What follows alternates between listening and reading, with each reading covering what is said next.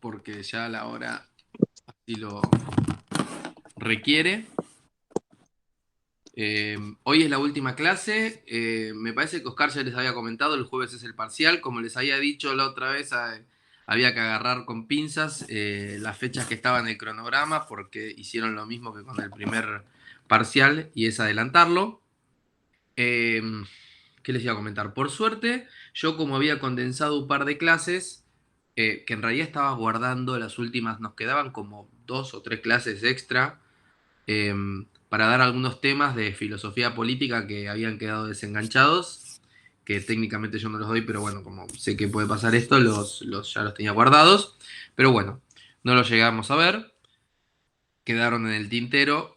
Pero bueno, yo por lo menos quería que se queden tranquilos, o sea, llegamos hasta el final de lo que tenían que ver conmigo, ¿sí? Pero bueno, me da bronca que no puedan ver, que no hayan podido ver a Maquiavelo y a Rousseau, ¿sí? Pero bueno, claramente no se les va a tomar en el examen si no lo pudimos ver. No pudimos ver. Hoy vamos a ver, este es el último tema, ¿sí? Del, del cronograma. Es sistema de partido, perdón, sí, sistema de partidos, ¿sí? Piensen este tema, o sea, cuando veamos este tema, recuerden todo lo que vimos sobre sistemas, modelos de representación política, modelo de partidos, qué implica un partido político, digamos, este es el último paso de todo eso que fuimos viendo, ¿sí? De los sistemas electorales, bueno, aunque de los sistemas electorales no mucho, pero hay algo ahí. Eh, Esto es sistema de partidos. No confundir sistema de partidos con partidos, ¿sí? No es lo mismo. El sistema de partidos es lo que contienen los partidos políticos. Pero a no confundirlo, porque puede haber preguntas de esto en el examen, a mí es un tema que me parece... Sí, Brian levanta la mano. Sí, sí, me las mandó Oscar, las tengo, cuando terminen las clases se las voy a mandar. ¿Sí? Sí, sí, va a ir Oscar a tomar el examen. Me pidió que les recuerde, yo no sé bien qué horario arreglaron, él a veces condensa, eh, que va a ser un examen de 1 hora, me dijo. Las preguntas obviamente van a ser acordes a un examen de 1 hora, ¿sí? Eh, Así que nada, éxitos eh, para el jueves. Y nada, este tema probablemente haya alguna pregunta de este tema porque para mí es un tema muy importante, ¿sí? Así que para que lo tengan en cuenta. Van a ser probablemente 4 preguntas que tengan que contestar, pero van a ser acordes al tiempo que van a tener disponible. No van a ser preguntas que tengan que escribir una carilla, ¿sí? Eh, bueno, seguimos. Perdón que no les dije antes, yo ya vengo acelerado, pero sí tengo, me la mandó ayer a la noche, pero tengo que esperar a terminar la clase para mandárselas, ¿sí? Porque si no es un quilombo. Si no, van a estar toda la clase haciendo cuentas de algo que todavía no saben. Entonces yo prefiero que se enfoquen en escuchar la clase y cuando terminamos la clase les mando las notas, ¿sí? Recuerden que se promociona con 6 y 7 mínimo. Si tienen un 4 y un 10 no aplica, ¿sí? Y aquellos que vayan a final, recuerden mi recomendación, que me ha pasado también, ríndanlo en final regular. No esperen a instancias cuando sean remanentes, porque ahí sí le va a tocar cualquier persona y quizá les tome algún tema que no pudimos ver en clase, ¿sí? Así que aquellos que tengan que ir a final, ríndanlo cuando estén en fecha de rendirlo, ¿sí? Que no se les pase porque si no, se hace un chicle que no se termina nunca. Bueno, ahora, ¿alguna consulta más con respecto a esos temas antes de que sigamos con la clase? Nada. Lo que les pido, por favor, enfóquense en la clase. Después les mando las notas. Voy a reenviarles el mail de Oscar, ¿sí? Entonces, pero yo quiero que se enfoquen en la clase. Bueno, seguimos. ¿No? Entonces recuerden, este tema es como, digamos, el último tema de toda esa línea de temas de sistemas, modelos de representación político, sistemas perdón, modelo de partidos, este, y qué implica un partido político, ¿sí? Bueno, para empezar tenemos dos formas de definir lo que es un partido político, ¿sí? Tenemos, por un lugar, la primera definición de Ware, que nos habla de patrones de competencia y cooperación entre los diferentes partidos de un sistema. Importante esto, recuerden el concepto de cooperación y competencia, ¿sí? Porque los partidos políticos hacen las dos cosas en un sistema. En el cual, en este modelo, el sistema es más importante que la suma de sus partes, ¿sí? Y la segunda característica es de Lane y Erson, que nos habla de un conjunto de partidos políticos que operan dentro de una nación y en un patrón organizado, ¿sí? Descrito por un número dentro de un sistema. Entonces tenemos una característica que va más por el patrón de cooperación y competencia, ¿sí? En el cual el sistema es más importante de las partes, y en el otro en el cual, digamos, es un conjunto de partidos que operan bajo patrones determinados y que está determinado también por el número de partidos políticos, ¿sí? Después Abel Medina lo que dice es que para nosotros la existencia de un sistema de partidos está determinado, sí, por estos patrones de cooperación y competencia, y ahora vamos a ver por qué los partidos cooperan y compiten, hacen las dos cosas, ¿sí? Y siempre que existan diferentes partidos, ¿sí? Que compitan entre sí regularmente, es importante esto de regularmente, para acceder a posiciones de poder, ¿sí? En un ámbito institucional, que puede estar determinado por lo local, lo regional o lo nacional, ¿sí? ¿Por qué se les ocurre que los partidos compiten y cooperan? Para lograr el poder político, perpetuar. Sí, pero digamos, eh, ¿qué implica? Perdón, quizás mi pregunta estuvo mal formulada. ¿Qué implica que los partidos cooperen y compitan al mismo tiempo? Y acumular votos. ¿Sostener la democracia? Sí, pero digamos, mi pregunta diría más, o sea, ¿cómo entienden de que pueden al mismo tiempo cooperar y competir? ¿Qué implica cooperar? Porque todos entendemos que los partidos políticos compiten por los votos, ¿sí? Pero ¿qué implica que los partidos políticos cooperen?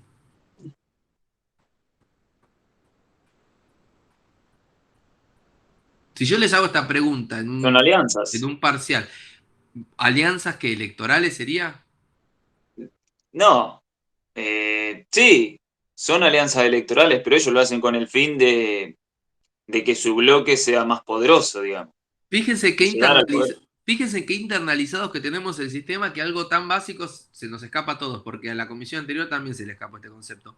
Los partidos cooperan y compiten, no solamente cooperan quizás por alianzas, ¿sí? Porque digamos en un sistema que es bipartidista no Sí, por el compiten directorio. aliándose, cooperan porque se tienen que poner de acuerdo en cuanto a las reglas de juego, ¿sí? Para que un sistema funcione, un sistema de partidos funcione, tienen que cooperar porque tienen que estar de acuerdo en cuáles son las reglas de juego por las cuales se van a regir. ¿Sí? Vamos a ver después que también está esta idea de que los partidos políticos no simplemente son actores que funcionan, eh, no son cositas que vos las pones ahí y hacen siempre lo que dice el sistema. ¿Sí? Hay partidos políticos que rompen sistemas, que no están de acuerdo con las reglas y que las rompen. ¿Sí? Entonces, lo que encontramos es que, digamos, para que un sistema de partidos funcione efectivamente, necesitas que los partidos cooperen, que estén de acuerdo en cuáles van a ser las reglas de juego, ¿sí?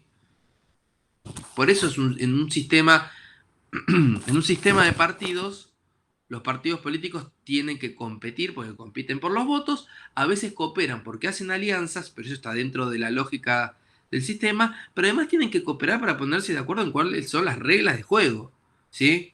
O sea, bajo qué condiciones vamos a competir. Si yo me siento con otra persona y yo pienso que juego al ajedrez y me mueve el caballo como si fuese una torre, claramente no tenemos las mismas ideas sobre cómo funciona el ajedrez, ¿sí? Si mueve un peón para el costado, ¿qué onda? No funciona así. Bueno, es por eso que son patrones de competencia y cooperación, ¿sí? Porque para que el sistema funcione es necesario que los partidos que jueguen se pongan de acuerdo en cuanto a cuáles son las reglas de juego, ¿sí? Bueno, después nos habla de este concepto geográfico, de que no hay consenso en cuanto a lo que son los partidos subnacionales y los supranacionales, pero sí en cuanto a los partidos nacionales. ¿Esto qué quiere decir? Que todo lo que estamos viendo, todo lo que digamos, los partidos pueden funcionar a nivel municipal, provincial y nacional, pero digamos, más que nada lo que está analizado son los partidos a nivel nacional, ¿sí? No la dinámica específica de, por ejemplo, los partidos municipales, que a veces funcionan de otra forma, ¿sí? Por razones específicas que vienen del sistema. Pero digamos, más que nada los análisis que están hechos extensamente están relacionados a la lógica de lo que son los sistemas nacionales, ¿sí? Pero bueno, existen otros estudios. Y cuando habla de sistemas supranacionales, hablamos de... Acá no existe eso. Pero son, por ejemplo, los partidos que funcionan en el Congreso de la Unión Europea. Son partidos que exceden a un territorio nacional, ¿sí? Pero bueno, acá eso no hay. Es algo que todavía es muy nuevo, que tendrá 20 años, 20 y pico de años. Pero bueno, hay elecciones en Europa que son para el Congreso de la Unión Europea, que funcionan de otra manera y que tienen otra lógica, ¿sí? Que no operan restringidos por las contenciones de un Estado, sino que son estos supranacionales, están por encima de las naciones, ¿sí? Lo cual no quiere decir que estén por encima en cuanto a las capacidades que tienen, simplemente que se exceden por un territorio más grande, ¿sí? Y que el ámbito de debate es otro. Así que bueno, vamos específicamente a lo que sería como casi les diría el núcleo del tema de hoy. Por favor, si tienen alguna duda, me van consultando, que tiene que ver, sí, con la clasificación de los sistemas de partidos, ¿sí? Esto es muy importante que lo entiendan, porque probablemente haya alguna pregunta de esto, ¿sí?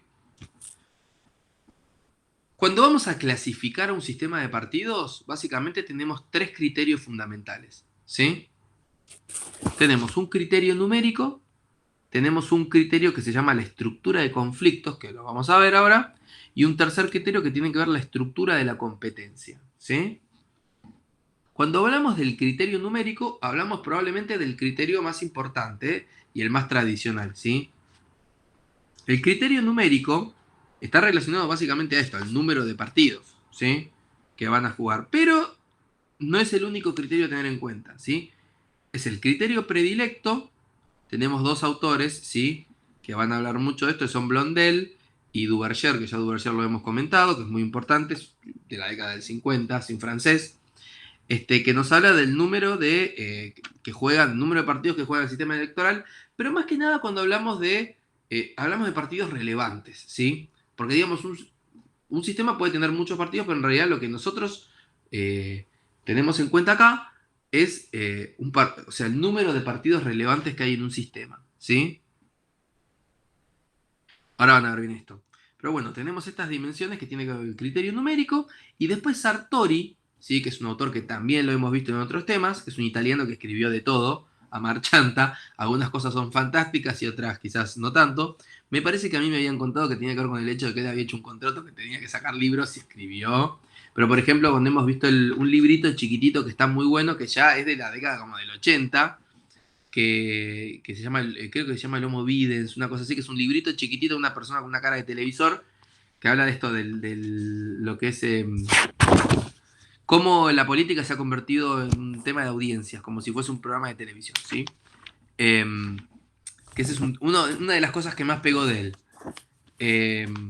Pero bueno, Sartori le agrega una dimensión importante, ¿sí? A este nuevo criterio que tiene que ver con la ideología, ¿sí? Esto es algo también que se ve mucho cuando se estudia al número de partidos, se estudia esta parte de Sartori, que también es algo que yo lo he estudiado en la carrera. Le agrega el criterio ideológico, ¿sí? ¿Por qué es esto? Porque es importante también la intensidad y la distancia, porque cuando uno ve el sistema de partidos, piénsenlo como un espectro en el cual vamos a ir ubicando dónde se encuentran los partidos. ¿Por qué digo esto? Porque, bueno, ahora no lo vamos a ver tan profundamente acá, pero por ejemplo, es importante para la estabilidad de un sistema, generalmente lo que se piensa es que los partidos tienen que estar lo más cerquita posible. Tengo como la cámara sucia, me da la impresión. O sea, es mucho más estable un sistema que tenga partidos más que nada atomizados en la centro derecha y en la centro izquierda, porque el espacio de debate que hay, o sea, los criterios de debate van a ser mucho más acotados, ¿sí? Si vos tenés partidos atomizados en la extrema derecha y en la extrema izquierda, probablemente lo que tengas es un conglomerado de ultraliberales, filonazis, por un lado, puede ser, digamos, en Europa puede suceder esto, y del otro lado tengas, no sé, eh, partidos que debatan la propiedad privada, que debatan la existencia del Estado Nacional, que pongan en duda, ¿se entiende? Digamos, eh, por eso generalmente el espectro es importante. ¿En qué lugar vas a estar dentro de esa línea? ¿Sí? Entonces hablamos de ideología, de la intensidad y la distancia. Cuando hablamos de la distancia hablamos de eso, de qué tan distantes van a estar los partidos que van a jugar en el sistema, ¿sí? Perdón. Voy a poner en silencio el celular, porque ya me empiezan a sonar las cosas. Entonces, recuerden, estamos en el primer criterio, número de partidos, ¿sí? Que basa, sí, sobre el número de partidos efectivamente y sobre la ideología, ¿sí? Intensidad o distancia. Y estas dos características van a jugar para tener en cuenta la tipología, ¿sí? Que se va a formar, dónde va a entrar en la clasificación. Y ahora sí entramos específicamente en la clasificación. Por favor, estos temas, si hay algo que tienen alguna duda, prefiero que la evacúen ahora y que no después escriban cualquier cosa. ¿Sí? Bueno, tenemos Quiero, como para Sí, pasar en limpio esto, la clasificación de los sistemas de partidos se va en base a una base numérica, que sería el tamaño. ¿En cuán el tamaño relevantes son no, los partidos? el número, no el tamaño. O sea, el ¿El número de número de integrantes? partidos relevantes, que en realidad, porque los sistemas pueden tener cualquier tipo de partido, pero lo importante es el número de partidos relevantes, ¿sí? Ok. Y después tenemos otras dos, que lo vamos a ver más adelante, que son estructura de los conflictos y la estructura de la competencia. Pero los Esas- previos eran intensidad, distancia y ideología, sí, pero eso todo pertenece al primer ítem, al al número. numérico. Efectivamente. Ahora estamos hablando del primero, el numérico. Perfecto, me he hecho medio un lío con eso, gracias. Sí, por eso hice la consulta. Piénsenlo así. Ahora vamos a ver el numérico, después vamos a ver el de estructura de los conflictos, que tiene que ver con los clivajes, y después con la estructura de la competencia. Hay más criterios, pero digamos, estos son los tres más relevantes que nosotros vamos a tener en cuenta, ¿sí? Bueno, entonces vamos por el número de partidos. Sistema, o sea, si tenemos un solo partido, ¿cómo se llama el sistema? ¿Es un sistema de qué? Unipartidista. Sí, se llama sistema de partido único, pero sí, en la práctica es un sistema unipartidista. Se dice sistema de partido único. ¿Cuál es el ejemplo que ya lo hemos comentado mil veces? Y hasta que muchas veces pone en duda todo el sistema de criterio de la clasificación de los partidos. China. Efectivamente, el Partido Comunista China. ¿Alguien puede poner en duda que el Partido Comunista es un partido? No. No, ¿Compite en elecciones? No. no. Bueno, ahí tenemos. Entonces, los sistemas de partido único tienen esta característica, ¿sí? Hay otros sistemas de partido único. Generalmente los sistemas que tienen que ver con el comunismo y qué sé yo, han establecido sistemas de partido único, ¿sí? No consideran que la competencia democrática sea relevante para esto. Pero bueno, es un... Mira cómo ha quedado en el tiempo. O sea, la competencia es hacia adentro del partido, nunca con otros partidos, ¿sí? Mucho más para decir no hay sobre eso. Pero siempre la competencia es hacia adentro, qué sé yo. Si yo quiero llegar a ser un representante en el Politburo, que sería como un congreso, bueno, mi debate va a ir por otros canales para que yo lograr ese espacio de poder, ¿sí? Pero no voy a armar un partido político, eso no va a pasar. No puede pasar. Bueno, después tenemos dos que son importantes distinguirlos, ¿sí? Tenemos el primero que es el que se llama el sistema de partido hegemónico, ¿sí? Los sistemas de partido hegemónico, hay varios partidos, pero la particularidad es que solamente uno puede ganar siempre, ¿sí? Porque hay contenciones dentro del sistema que hacen que los otros partidos no puedan ganar. Puede ser el fraude, puede ser cómo están construidos, pero digamos, el que va a ganar siempre es el mismo partido. El sistema está diseñado para que gane un solo partido, ¿sí? Y que ese partido sea el que perdure en el poder. Los otros están ahí simplemente para justificar que gane siempre el mismo, ¿sí? Recuerden, eso se llama, es un sistema de partido hegemónico. Y el ejemplo, algunos saben cuál es el, o leyó cuál es el texto, cuál es el ejemplo, lo tenemos acá en Latinoamérica, ¿sí? El ejemplo más conocido de esto, ¿De qué, profe, perdón? de un sistema de partido hegemónico. Que haya ganado siempre el mismo, que haya otros partidos, pero que siempre ganara siempre el mismo, por ahora ya cambió. Hace poco que cambió, pero digamos, fue casi todo el siglo XX ganó. ¿Venezuela? No, no, Venezuela empezó a tener conflictos recién en los 90. Irónicamente, El Venezuela fue peronismo. probablemente el único país de Latinoamérica que no tuvo golpes militares en la década de los 70 y 80. Probablemente ese fue el problema por el cual después no tenía el sistema inmunológico preparado para eso, ¿sí? Pero fue un lugar relativamente pacífico, Venezuela, hasta recientemente. No, México. México gobernó un partido llamado el PRI, más o menos desde la década del 20 hasta hace poco, ¿sí? 20, 30, por ahí. Eh, Partido Revolucionario Institucional, algo así era, ¿sí? Creo que después volvieron al poder, pero ya las condiciones habían cambiado, ¿sí? Pero ganó más que nada porque los otros, había un sistema de fraude electoral mezclado con una contención del sistema que no recuerdo específicamente cuáles eran las condiciones, pero hacían que otros partidos no puedan ganar, ¿sí? Bueno, después tenemos uno que es parecido, pero que en algunas cosas es parecido y en otras que no, que es lo que se llama el sistema de partido predominante, ¿sí? Que también siempre gana el mismo partido y hay otros partidos ahí que juegan que simplemente no ganan. La diferencia fundamental entre el sistema de partidos hegemónico y el sistema de partidos predominante es que en el sistema de partidos predominante están dadas las condiciones para que otros partidos puedan ganar, ¿sí? Digamos, no es que hay fraude ni hay unas limitaciones institucionales. Simplemente siempre gana el mismo partido, ¿sí? Y el ejemplo más notable de esto es el Partido Socialdemócrata Sueco, ¿sí? Entonces recuerden, es parecido pero no es lo mismo, porque en uno no están dadas las condiciones para que otros ganen, simplemente están ahí para justificar, digamos, las elecciones son casi una pantomima para justificar que siempre gana el mismo partido, mientras que en el otro, efectivamente, existen las condiciones para que ganen otros partidos, ¿sí? ¿Se entiende esto? Sí. Bárbaro. Bueno. Eh, Me Después gustaría tenemos... entender, profe, si China, a pesar de no elegir, digamos, otro partido, o sea, me imagino que sí puede elegir y cambiar a sus integrantes, que puede tener una o Sí, sí, otra porque tiene una orientación. estructura como si fue. De hecho, cambia. El presidente chino va cambiando. Ahora está Xi Jinping, pero hace poco hubo otro.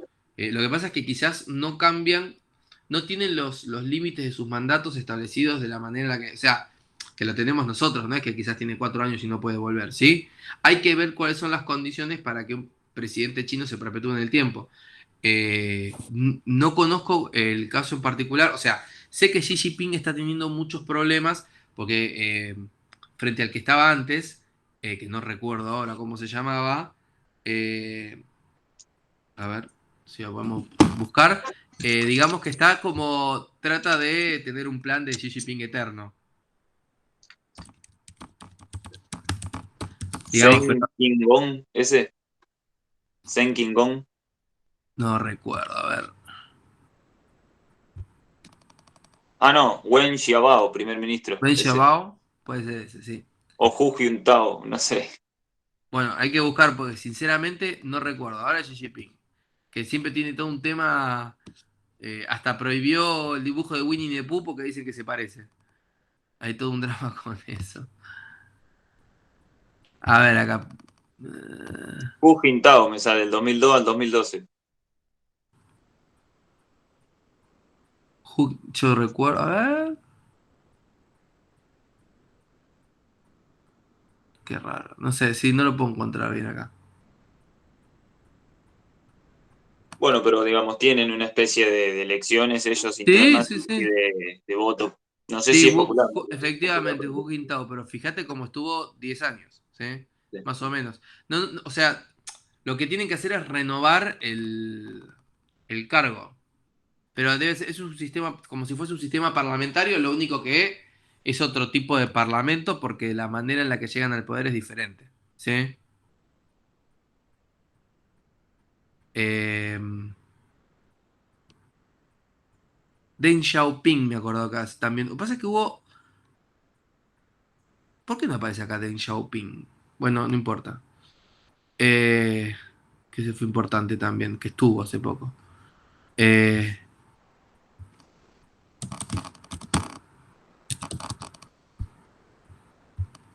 no, hace poco no. A ver. Pues Deng Xiaoping. No encontré eso, pero encontré que su mandato es de 5 años sin restricción en cuanto a renovación. Sí. ¿Ves? Bueno, ahí está. Yo la verdad que no soy conocedor de cómo funciona el sistema, pero sé que, o sea, todo tipo de debate, cómo llegas al poder es a través de, tenés que afiliar al partido y vas a través de mecanismos institucionales, afiliarte seguramente a un sindicato, ¿sí? O sea, tienen un sistema propio que legitima la carrera, pero digamos, toda la competencia es hacia adentro del Partido Comunista Chino, ¿sí? ¿Necesita? Bueno, el otro sistema que le sigue sí, a estos es el bipartidismo, ¿sí? Ejemplos de bipartidismo, ¿alguno me puede decir? ¿Te Estados suena? Unidos es uno, o el más conocido. ¿Cuál, perdón? Estados Unidos. Efectivamente. Sergio, ¿no? Sí, Sergio, efectivamente, Estados Unidos es uno de los sistemas más famosos que tiene de bipartidismo. demócratas y Este, republicanos. ¿Cómo? Los demócratas y los republicanos, ¿no? Efectivamente. Y el otro es Inglaterra. O sea, son los dos anglosajones, ¿sí? Los dos sistemas de bipartidismo. Y ahora, como les comenté, o sea, ¿se puede crear un nuevo partido? Sí, se puede crear un nuevo partido en estos países, pero la realidad es que imagínense un tipo creando un partido político en Estados Unidos enfrentándose al Partido Demócrata, ¿sí? La realidad, por eso les digo que es lo que importa acá son los partidos relevantes. Y la verdad es que hay una alternancia de poder siempre entre estas dos este, grandes organizaciones, ¿sí? El Partido Demócrata y el Partido Republicano, que compiten y colaboran para que el sistema funcione. Pero fíjense cómo, por eso les decía que no siempre la colaboración tiene que ver con esto de las alianzas, ¿sí? No hay alianza, no pueden gobernar juntos el Partido Demócrata y el Partido Republicano. Es una cosa o la otra. Y a diferencia de muchas veces lo que sucede acá, probablemente nadie se mueva de un partido a otro. Nadie pase del Partido Demócrata al Partido Republicano, del Partido Republicano al Partido Demócrata. O si alguien lo hace, es una excepción al sistema, ¿sí? No hay tanto salto como por ejemplo en nuestro sistema, ¿sí? Está por decir, acá tampoco pasa, profe. ¿Qué? Acá tampoco pasa. Sí. Este, pero bueno, o sea, para que lo tengan en cuenta, como la estabilidad del sistema, ¿sí? Eh, y bueno, mucho más para decir esto, no hay, o sea, es un sistema en el cual se compiten, ¿sí? Y, y está bien establecido que hay dos grandes bloques que se alternan el poder, ¿sí? En el cual no se generan coaliciones, claramente, ¿sí? Porque no necesitan tampoco generar coaliciones para gobernar. Puede haber algún representante, me acuerdo que había algún, en una época, en un programa llamado The Awful Truth mostraron como al único, uno que era, no me acuerdo si era socialista o algo así, porque en Estados Unidos la palabra socialista es como, es terrible. Entonces había un socialista en el Congreso, por ahí suelto, que tenía era un bloque unipersonal. Pero digamos, no necesitan generar coaliciones para gobernar, ¿sí? Puede haber alguna cosita por ahí suelta, pero la realidad es que tienen un peso específico tan grande estos dos partidos que gobiernan por sí mismos, ¿sí? Después tenemos, ¿sí? Lo que se llama el pluripartidismo. Y acá sí hay que dividirlo en dos categorías, ¿sí? Tenemos lo que se llama el pluripartidismo limitado, que son de 3 a 5 partidos relevantes en el sistema, y ahí efectivamente necesitan un gobierno de coalición, ¿sí? Y esto no es que siempre se necesitan 3 de 5, ¿sí? Puede haber que necesiten dos partidos, pero la realidad es que probablemente, o sea, necesitan, el poder está tan distribuido que necesitan generar coaliciones para gobernar, ¿sí? Eso es lo importante a tener en cuenta. Eh, y acá tenemos, por ejemplo, los casos más tradicionales son ¿Esto en el Alemania. limitado, profe? Lo que acaba de decir es para el limitado o Sí, para el pluripartidismo en general. para el limitado. ¿Lo podrá repetir? Que son de 3 a 5 partidos relevantes. De nuevo, ¿por qué digo relevantes? Pues son los partidos que tienen peso específico, ¿sí? Yo voy a necesitar obligatoriamente construir coaliciones. Y por ello digo 3 a 5, porque quizás piensan de que yo para gobernar necesito tener 3 de los 5 partidos. No, pueden ser 2, pero lo importante es que, o sea, probablemente no pueda gobernar un partido solo, ¿sí? El poder está tan fragmentado que necesito obligatoriamente de más de un partido para hacer poder. Entonces, necesariamente siempre va a haber gobiernos de coalición en estos sistemas. Y después tenemos la otra variante del pluripartidismo que tiene que ver con el pluripartidismo extremo. Y acá sí hay más de 5 partidos relevantes, ¿sí? O sea, piensen lo distribuido que está el poder. Más de 5 partidos relevantes. O sea, yo necesito generar coaliciones donde hay más de 5 partidos relevantes para... O sea, es un quilombo, ¿sí? Pero esto depende mucho de cómo se organiza el poder. O sea, el ejemplo más tradicional es Holanda de esto, ¿sí? Pero bueno, tiene una tradición que les permite eh, que cooperen, ¿sí? Porque acá es un quilombo, como recuerdan, en los sistemas presidencialistas es muy difícil los gobiernos de coalición, ¿sí? Porque no hay incentivos institucionales para poder respetar los acuerdos previos. En los sistemas parlamentarios, si no respetás el acuerdo previo, se cae el gobierno y listo, ¿sí? Es mucho más difícil salir de un gobierno de coalición en un sistema presidencialista, ¿sí? Entonces, recuerden, el pluripartidismo viene en dos colores: limitado, de 3 a 5 partidos relevantes, y el extremo, que es más de 5 partidos relevantes, ¿sí? Una característica que nos mencionan, que también tiene que ver mucho, es que en los sistemas extremos, ¿se acuerdan que hablábamos esto del espectro, ¿sí? De la distancia. Bueno, puede suceder mucho que esté polarizada, que haya...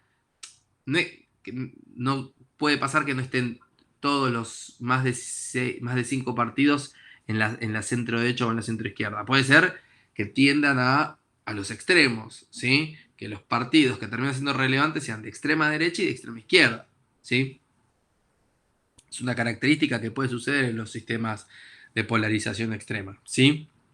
Eh, pero bueno, siempre lo que se considera es que mientras más corta sea la distancia, es más fácil. De hecho, hace poco estaba viendo a un pibe que es periodista político que lo puso en términos muy fácil, esta idea de que cuando escuchamos mucho a un político, esta idea de, bueno, el problema es que, viste,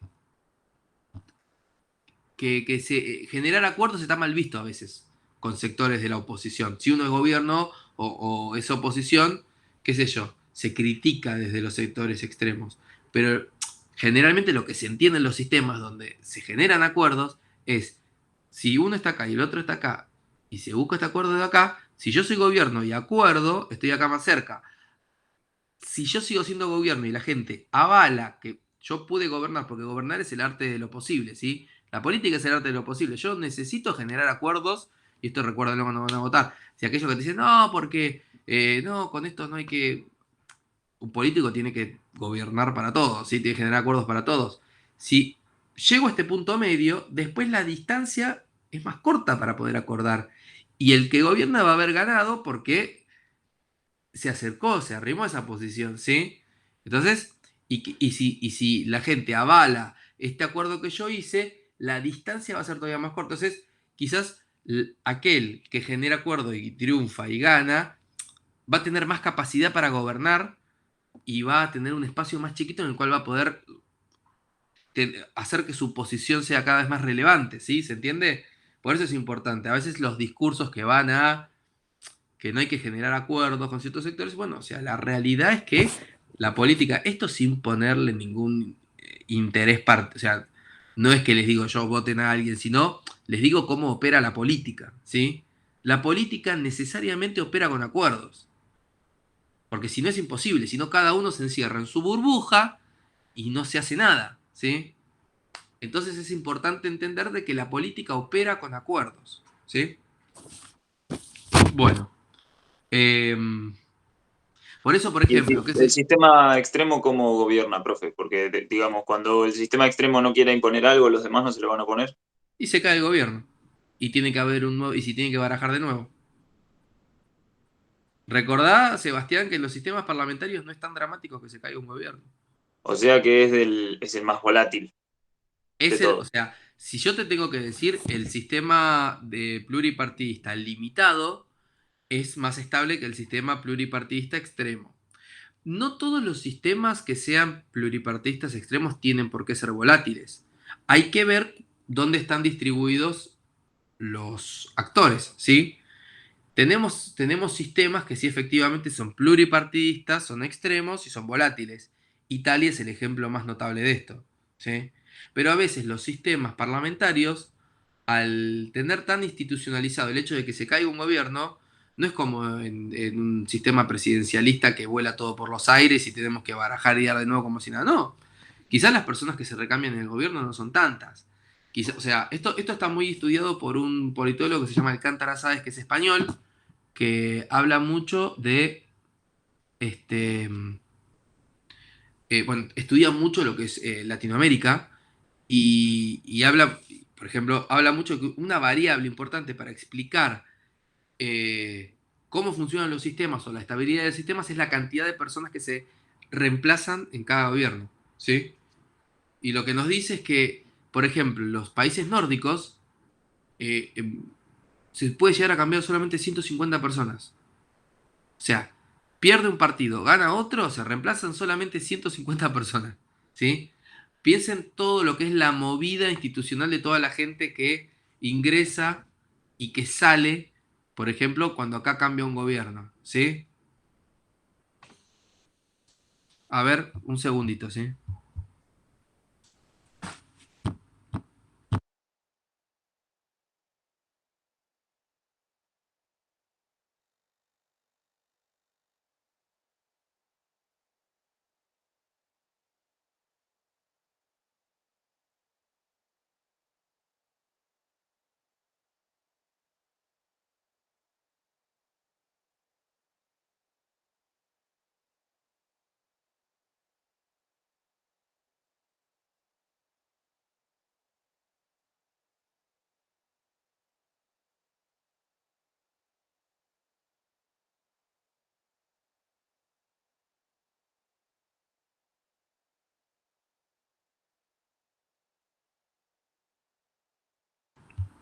Bueno, seguimos. Entonces, estaba comentando, Sebastián me preguntaba, hay algunos sistemas que efectivamente son pluripartidistas extremos y eso no quiere decir que siempre vayan a ser inestables, ¿sí? Pero, bueno, digamos, no ayuda a que el sistema sea estable y tiende a la polarización, ¿sí? Mientras que un sistema en el cual tengo que operar, tengo que negociar entre 3 y 5 partidos, bueno, más o menos se puede manejar. Cuando vos ya tendés a, digamos, Holanda es un caso muy particular sobre cómo opera su sistema político, ¿sí? Porque se expone constantemente, estresa su sistema democrático constantemente justamente porque considera que eso es importante para que haya una plena capacidad democrática. Por ejemplo, Alemania tiene algunas restricciones frente a algunos partidos. Un partido antisistema no puede funcionar en el en un sistema de partidos alemán. ¿Sí? Si yo tengo un partido político y una de los pilares de mi partido es terminar con el sistema capitalista, probablemente no sea muy bien visto. O peor, partido antisistema también se le considera todo partido que vaya en contra del sistema mismo. O si una de las características de mi partido es que cuando llegue al poder voy a terminar con el sistema democrático. Te van a decir, no, este partido no puede. Hay una ley para suspender a los partidos antisistema. Digamos, esto tiene mucho que ver con la historia de Alemania, ¿sí? Porque recuerdan que Hitler llegó al poder a través. Se convirtió en primer ministro a través elegido por la gente, ¿sí? Después quemó el Reichstag, que sería como el Congreso. Es por eso, ¿sí? Que tienen estas características en Alemania. Entonces, hay limitaciones. Holanda no las tiene. En Holanda hay partidos, por ejemplo, islamistas, que te hablan de, bueno, si ganamos vamos a aplicar la ley islámica en todo el territorio holandés.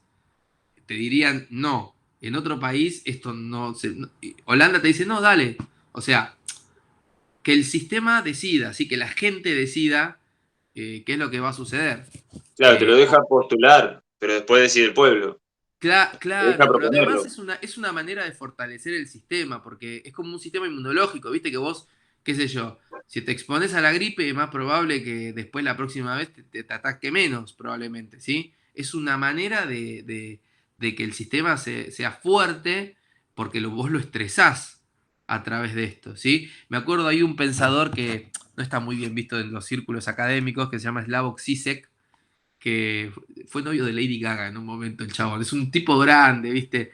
Eh, que me acuerdo que cuando eran las elecciones de Trump, cuando ganó Trump, y hay un cómico que decía que Trump era como aquel lunar raro que tenés en la espalda que al principio parece una cosa graciosa y se convierte en algo que da miedo. Bueno, Slavoj Zizek lo que decía es, ojalá que gane Trump, porque si gana Hillary Clinton lo que decía es que la coalición, o sea, cómo se juntó todo el mundo para que Trump no gane, era una bolsa de gatos, básicamente le decía. Entonces, el sistema norteamericano realmente se va a exponer a, a un estrés cuando se exponga a alguien que viene un outsider por fuera del sistema democrático. ¿Sí? Entonces vos realmente ponés, es como probar los frenos de un auto o, ¿sí? O probar el cinturón de seguridad. Es realmente vos podés saber si el sistema democrático estadounidense sobrevive a un tipo como Trump, ¿sí?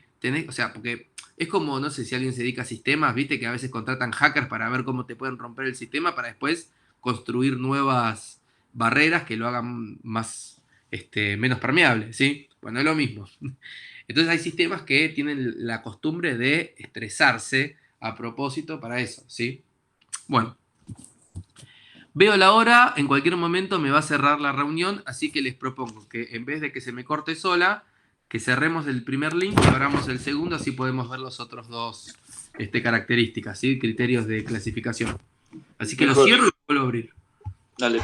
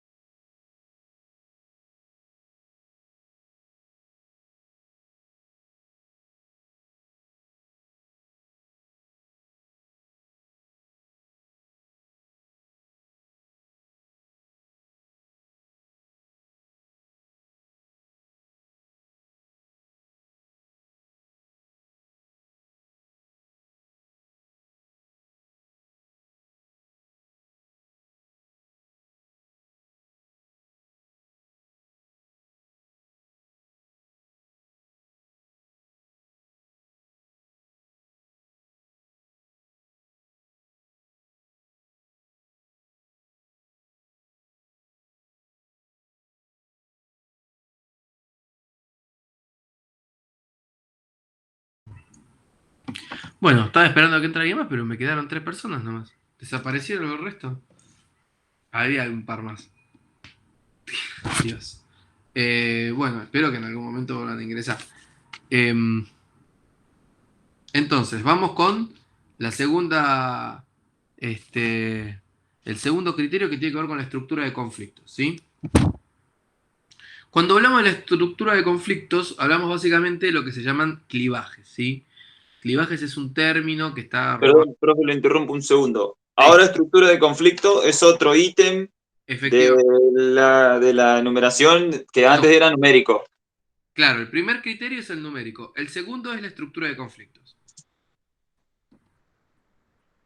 Estos recordad que son los criterios de clasificación de los sistemas. O sea, las variables que van a jugar a la hora de clasificar los sistemas, ¿sí?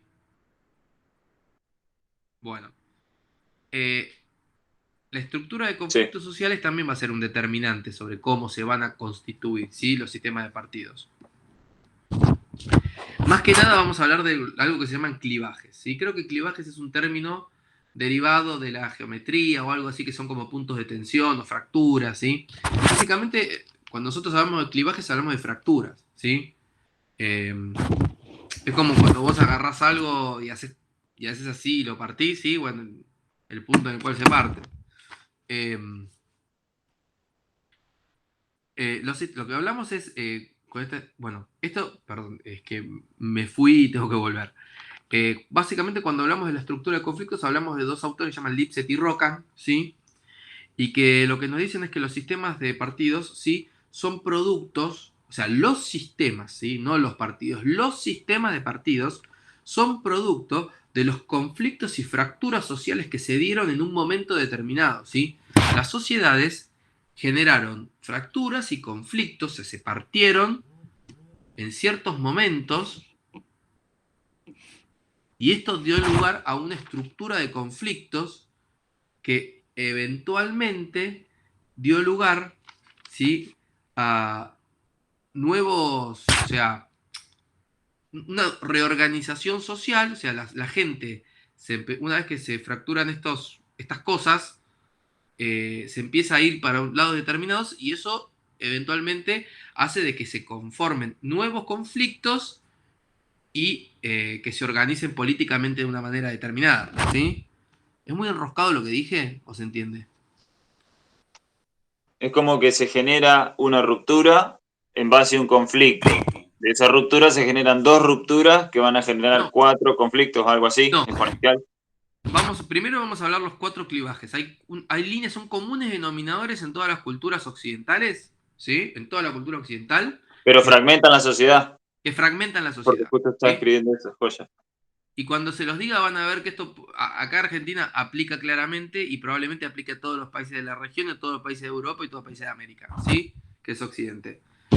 Las líneas, lo que se llaman líneas de clivaje, ¿sí? Que son las, digamos, las líneas generales por las cuales podemos clasificar a los clivajes, son cuatro, ¿sí? Esto recuerden, puede ser una pregunta de parcial. Centro-periferia, Estado-iglesia, campo-industria, propietarios y trabajadores. Díganme que por lo menos no se les ocurre un conflicto de cada uno que puedan aplicar a la sociedad argentina y que sea un conflicto politizado y que polarice a las personas en diferentes grupos. Perdón, dijo centro, periferia, estado, iglesia, Campo, capital, industria, trabajo, campo, campo, industria. industria, propietarios y trabajadores. Esto ya te puedo decir. Centro, periferia, a mí se me ocurre, aunque uno no necesariamente lo considere periferia, pero siempre está esta queja de que en La la provincia de Buenos Aires y el resto de las cosas. claro, pero eso sería pensar de que Córdoba capital no es una metrópoli, sí es una metrópoli, ¿sí? Digamos, pero por ejemplo, las tarifas diferenciales que tienen los servicios, ¿sí? Hay una clara discriminación entre el centro y la periferia en Sí. cuanto a eso, entre la prestación de los servicios, ¿sí? Eh, Estado-iglesia se me puede ocurrir, ahora quizás de los conflictos estos es que la iglesia quizás perdió un poco de lugar, pero digamos... En la época de Perón hubo un conflicto grande Sí, con... o ahora te podría decir los conflictos que hay con la legalización del aborto, el matrimonio igualitario. Digamos, la iglesia claramente se va a oponer a la mayoría de estas innovaciones. Tiene un pensamiento específico y que hoy en día quizás no opera tanto en Argentina, pero digamos, es importante, ¿sí? Es importante porque además hay grupos que siguen lo que piensa la iglesia. Hoy en día ya no es tan grande, pero digamos, son debates donde claramente a uno se le va a la cabeza decir, bueno, que la iglesia no te lo va a apoyar, ¿sí? Y va a hacer un comentario al respecto. Y Argentina tiene una tradición muy importante con el catolicismo y qué sé yo, ¿sí? Entonces, digamos, es un clivaje importante, ¿sí? Es una fragmentación importante que tiene que ver en general en Europa Occidental, tiene que ver con la secularización, la separación de la iglesia y el Estado, ¿sí? Y esto es una fractura social, porque hay muchas personas que van a considerar que las decisiones del Estado no van a seguir los valores de la iglesia y no van a seguir sus valores por ser católicos, ¿sí? O cristianos, o dependiendo cuál orientación del cristianismo seas. Pero digamos, es una línea de fractura que es importante en Europa Occidental, ¿sí? Y en América. La tercera es campo industria. Acá me parece que tenemos un montón para hablar de esa. Argentina siempre está en esa relación deficitaria entre el que le genera plata, que es el campo, y el que le genera trabajo, que es la industria, ¿sí? Y uno genera plata y no trabajo, y otro genera trabajo y no tanta plata, ¿sí? Pero bueno, estos son líneas generales, les estoy comentando, no es que esto lo dice el texto. El texto te habla de la línea de clivaje. Estoy tratando de bajarlo a los conflictos que a nosotros nos hagan Sí, ya, sí, es ya, claro, claro. Es clarísimo. y propietarios trabajadores tenés también un montón, ¿sí? Todo lo que son las leyes laborales, eh, digamos, todos los conflictos gremiales, el problema de los neumáticos que hay. Fíjense, una de las cuestiones específicas en el conflicto de los neumáticos tenía que ver con que había un grupo, no me acuerdo, había como que querían quedarse con un porcentaje de las ganancias, había como todo un por ese lado. Sirvió. Bueno, eso también es una línea de conflicto muy importante, sí, en Argentina. Bueno, pero lo importante es entender que estas líneas de clivaje eventualmente se han resuelto de una manera en las sociedades y que en esta manera en la que se resolvió hay ganadores y perdedores, ¿sí? Y eso afectó la forma ¿sí? en la que funciona el sistema. ¿Por qué? Porque la manera en la que se quedaron duros estos conflictos, ¿sí? Generó nuevos conflictos. Y estos nuevos conflictos eventualmente dieron lugar a patrones distintivos de organización social, ¿sí? De que grupos de personas que se fueron para un lado o para el otro, ¿sí? Y esto es lo que genera el antagonismo de clases, que eventualmente da lugar a las democracias de masas, porque de la manera en la que se organicen. ¿Se entiende esto? Necesito que lo entiendan. Sí, sí. Bueno, necesito que lo entiendan porque es importante, porque se los puedo preguntar. Claramente es una de las cuestiones más importantes de que vamos a ver hoy. Que entiendan la estructura de los conflictos sociales y cómo eso determina, ¿sí? ¿Cómo sería una pregunta de parcial? No, que puedan decirme, que me puedan explicar cuál es el conflicto de estructuras sociales, que me digan las líneas de clivaje y de qué manera estas líneas de clivaje afectan, o sea, afectan a la estructura de conflictos sociales y que me expliquen este cuentito de que las líneas de clivaje, de la manera en la que se han resuelto, dieron lugar, ¿sí? A nuevos conflictos de clase que generan patrones distintivos, ¿sí? De coaliciones que generan antagonismos de clase y que son la base para la construcción de los nuevos sistemas de las democracias de masa, ¿sí? Necesito que, no solamente que me lo repitan, que lo entiendan, ¿sí? ¿Por qué los clivajes son importantes? No es que los clivajes dieron lugar a las democracias y listo, no, porque después vamos a entender otra cosa, y es que, digamos, la manera en la que se han solidificado estos conflictos, ¿sí? Que son resultado de cómo se resolvieron los clivajes, en realidad son líneas de clivaje, porque los conflictos son específicos de cada sociedad, no es que son genéricos, ¿sí? Por eso son líneas de clivaje. Pero lo que encontramos es que cada lugar va a tener su propio relato sobre cómo estos conflictos han afectado, ¿sí? Y han fragmentado a las sociedades y han generado nuevos conflictos, ¿sí? que no es lo mismo acá en Argentina, principios del siglo XX, que en Alemania en el siglo XIX, ¿sí? Pero digamos, esto es lo que construye las democracias de masa del siglo XX, que efectivamente está basado en una polarización social. Algo importante que tenemos que entender también, que nos dicen Lipset y Rockham, tiene que ver con esta idea de que la estructura de clivajes, o sea, estas fracturas sociales y la manera en la que se han resuelto, que dieron lugar a los sistemas de partidos que se establecen en las democracias de masa, quedaron como congelados en el tiempo, ¿sí? Piénsenlo solamente por el nombre de algunos partidos. El Partido Laborista Inglés, ¿sí? O la Democracia Cristiana Alemana. O sea, esos nombres ya mismo te están hablando, o sea, claramente van, si yo les digo, tiene laborista, habla de propietarios y trabajadores, podemos hablar claramente, ¿sí? Y si hablamos de la democracia cristiana alemana, estamos hablando, hay una relación ahí entre el Estado e Iglesia, ¿sí? Entonces ahí, digamos, está muy presente en cómo esos conflictos han quedado congelados en el tiempo. Entonces lo que nos dicen Lichett y Rockham es que esto también es un impedimento para que evolucionen, ¿sí? Estas cosas, porque quedaron como congelados. Entonces todo lo que surja va a estar ligado a estos conflictos pasados, ¿sí? La manera en la que se establecen los sistemas de partidos y, y la dinámica está limitada por esta cuestión histórica, ¿sí? Y esto afecta a que aparezcan nuevas fuerzas que representen de una manera más real y actualizada los problemas del momento, porque quizás esos partidos se formaron en otra época y bueno, tienen que adaptarse a, ¿entendés? O pueden decir, no, esto que está pasando ahora no representa nuestros valores, y quizás esa estructura de conflictos quedó en el tiempo, y ese partido que se formó en otra época tiene pilares que son de otra época y que no representan a los conflictos reales del momento, ¿sí?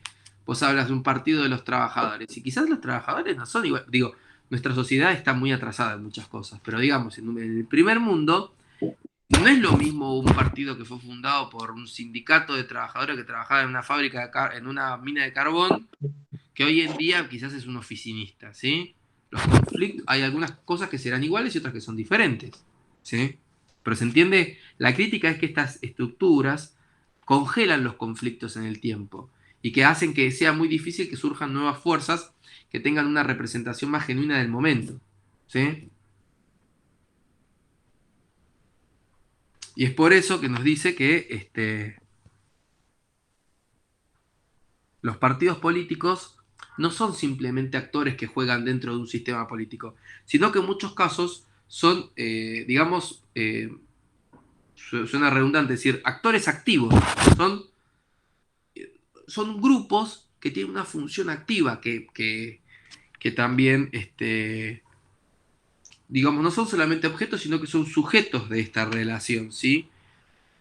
De cómo los partidos políticos van a contribuir en esta actualización o para reforzar conflictos del pasado. Si yo pienso acá en Argentina, pienso más en esta idea de, si uno ve los partidos tradicionales hasta mismo, la manera en la que hablan es muy nostálgica, ¿sí? Con esa idea de las manos de Perón, siempre hablar de esta manera, y siempre hay como hasta hay una fonética que está relacionada al discurso político y a la manera, ¿sí? A la liturgia de la política, que es muy tradicional, ¿sí? Me acuerdo el otro día, veía una chica en Instagram que estudiaba diseño gráfico y que hacía una crítica de los nuevos diseños de la política. Y decía, ¿por qué ahora todos los simbolitos de la política son tan pelotudos y se parecen al logo de McDonald's? Decía básicamente. ¿Por qué perdimos la épica? Y mostraba los antiguos diseños, ¿sí? Por ejemplo, eh, no sé, más que nada eran diseños de peronistas, pero también había otros radicales y qué sé yo. Y yo por adentro pensaba, yo no sé, ella como se notaba que era como era una chica joven, y era nostálgica, y ella pensaba que esos diseños eran peronistas, y en realidad son diseños que son o sea, vienen de la época de cuando se diseñaba la propaganda comunista, ¿sí? Y que eventualmente que tiene que ver con el monumentalismo, y con la Alemania nazi, con la época del fascismo, y digo, pero fíjense cómo apela estas ideas a la nostalgia, ¿sí? Mientras que hay otros grupos que tratan de decir, no, vamos por lo pop. Hagamos una cosa más pop, más moderna, ¿sí? Y Claro. siempre hay gente a la que la nostalgia de la política lo conmueve, ¿sí? Busca estos discursos y busca estas cosas. Mientras que hay otros que sienten un rechazo absoluto por esto. Entonces, bueno, tenemos también esta fragmentación que no está tan, o sea, vamos a verlo después que está como, podemos decirlo como un disparador, como una línea de argumentativa de por qué la política se mueve de una manera. Pero siempre vamos a encontrar esto, ¿sí? Entre organizaciones que profundicen esto o que busquen cambiarlo, ¿sí? Con esto no le pongo un adjetivo calificativo, no es que sea bueno o malo. Simplemente lo que nos dicen Lipset y Rocan tiene que ver con que hay el rol activo que tienen los partidos políticos, ¿sí? En este caso. Y bueno, vamos a la tercera característica que tiene que ver con la estabilidad de la estructura de la competencia, ¿sí? O sea, ¿qué tan estables o inestables van a ser las competencias, ¿sí? Y esto más que nada tenemos dos autores que van juntos, que a veces Mainwaring va a veces con Sugar y otras con Scully, y que también lo menciona Val Medina con él y Cavarossi, que también escribieron al respecto. Y bueno, esta característica de la estabilidad tiene que ver con el nivel también de institucionalización de los sistemas de partidos, ¿sí? Y también menciona a Peter Nair, que habla de la importancia de la competencia. ¿Te acuerdas que esto ya lo hemos visto antes cuando definíamos qué es un partido político? Con las definiciones acotadas, con las definiciones intermedias y las definiciones laxas, que era la de Weber más que nada, que no tenía demasiada utilidad más que explicar lo que era un partido. Pero se acuerdan que cuando hablábamos de las definiciones acotadas y las definiciones intermedias, hablábamos de la competencia, ¿sí? Que es una característica importante en muchos casos, menos en los sistemas de partidos únicos, ¿sí? Entonces lo que nos dice es que o sea, la estructura estable de la competencia, ¿sí? Interpartidaria, bueno, hay un par de factores que son los que explican, ¿sí? Cómo va a ser este nivel de competencia. Tenemos básicamente tres factores que van a explicar el nivel de la competencia. Primero es la alternancia del gobierno, ¿sí? Claramente la alternancia en un gobierno va a explicar si tenemos un caso como el PRI que gobernó 70 años y digamos, mucha competencia no hay, ¿sí? Entonces la alternancia de un gobierno va a delimitar la estructura de la competencia. Entonces la alternancia puede ser completa, parcial o inexistente, ¿sí? No sé si hace falta esto que explique, pues, o sea, que la No. alternancia sea parcial, o sea, depende, cada país, depende, o sea, hay sistemas en los que es completa, acá por ejemplo tenemos una alternancia completa, así de un gobierno a otro, pero otros sistemas que quizás por la manera en la que se manejan, algunos cargos prefieren que estén más apuntalados que otros, o que haya alternancia parcial en otros conceptos, y después está el inexistente, donde efectivamente podemos decir que no hay, ¿sí? Como por ejemplo el PRI. O acá también había, me acuerdo, un sistema de partidos hegemónico. Acá en Paraguay hubo durante muchos años un dictador que se llamaba Stroessner, ¿sí? Que hacía como elecciones que eran una pantomima, donde, digamos, siempre sacaba 80% de los votos y esas cosas. Bueno, la segunda es la innovación o formalidad de las fórmulas de gobierno, ¿sí? Que se ponen en práctica. Esto tiene que ver con qué tanto van a ir cambiando las cosas, ¿sí? Va a haber innovación, ¿sí?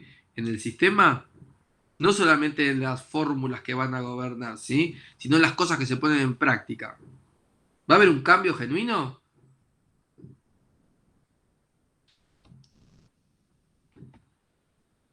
O van a, o puede ser que cambien los actores y que continúe, ¿sí? Las cosas. Y esto no es necesariamente algo malo o bueno, simplemente habla como son determinantes de lo que implican los sistemas. Y ahora vamos a ver en qué confluyen estas tres características. Y la tercera es la accesibilidad al gobierno, ¿sí? Si el acceso al gobierno está restringido para algunos partidos o no, ¿sí? Recuerden esto que les dije recién. Hay partidos que no pueden funcionar en el sistema, por ejemplo en Alemania, y los partidos antisistemas no pueden funcionar, ¿sí? Si uno de mis pilares de mi partido es ir y destruir el sistema democrático, probablemente no me dejen competir en Alemania. Sí me van a dejar competir en Holanda. ¿Sí?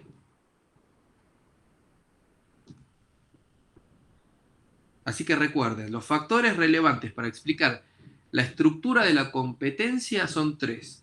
Alternancia en el gobierno, que puede ser completa, parcial o inexistente. Innovación o formalidad de las fórmulas de gobierno que se ponen en práctica. Y la tercera es la accesibilidad al gobierno, o sea, si está restringido para algunos partidos o no. ¿Sí? Y ahora, cuando ponemos en conjunto estas tres características, lo que nos da, cuando se combinan estos factores, lo que nos da es dos patrones, ¿sí? De estructuras de competencia. Todos estos factores, cuando uno los mezcla y ve cómo actúan, o empieza a clasificar los sistemas, nos da dos patrones, ¿sí? De estructuras de competencia. Uno que es cerrado y predecible, y otro que es abierto e impredecible. Y es también importante tener en cuenta una cosa. Probablemente, si los sistemas, o sea, si la democracia es continua, ¿sí? Los sistemas van a pasar de ser abiertos e impredecibles a cerrados y predecibles. ¿Esto qué quiere decir? Que probablemente hace un alto nivel de ebullición, de que haya mutación en un sistema, hasta que eventualmente las cosas se vayan decantando, ¿sí? Y que lleguemos a un sistema más cerrado y predecible. ¿Qué quiere decir que sea cerrado? Que la barrera de entrada sea más alta, ¿sí? Por la razón que sea. O sea, van a aparecer nuevos partidos todo el tiempo en un sistema, y depende, si el sistema tiende a ser cerrado y predecible, probablemente no. Un sistema como el norteamericano, que es de facto un bipartidismo, lo más probable es que no sea fácil que aparezca un tercer partido, ¿sí? Relevante. De hecho, no ha aparecido nunca. Y el sistema es altamente predecible, ¿sí? Mientras que otros sistemas en el que haya otras características, bueno, va a ser más abierto e impredecible, pero generalmente lo que encontramos es que a medida de que se vaya como, como una cosa que vos cocinás y que se va enfriando y que va como quedando de una manera, bueno, los sistemas suelen pasar de ser abiertos e impredecibles a cerrados y predecibles, ¿sí? A medida de que el ejercicio democrático sea cada vez mayor.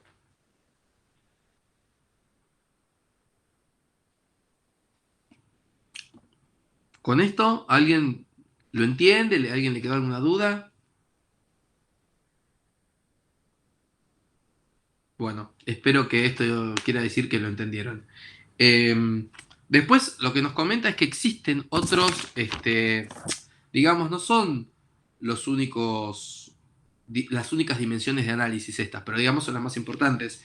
Hacia el final nos comenta, nos hace mención de Wollinetz, que es otro autor, 2007, que nos habla así de que puede haber otras dimensiones de análisis relevantes para los sistemas de partidos, ¿sí? Nos habla del tamaño, ¿sí? Y la fortaleza relativa que tengan el sistema de partidos, el número de temas políticamente conflictivos que separe, si esto quizás está más de la mano de los clivajes, pero digamos, cómo se van a organizar también tiene que ver sobre la temática. Hay momentos y lugares, digamos, en un sistema multipartidista extremo, probablemente lo que atomice a los partidos que quizás no son...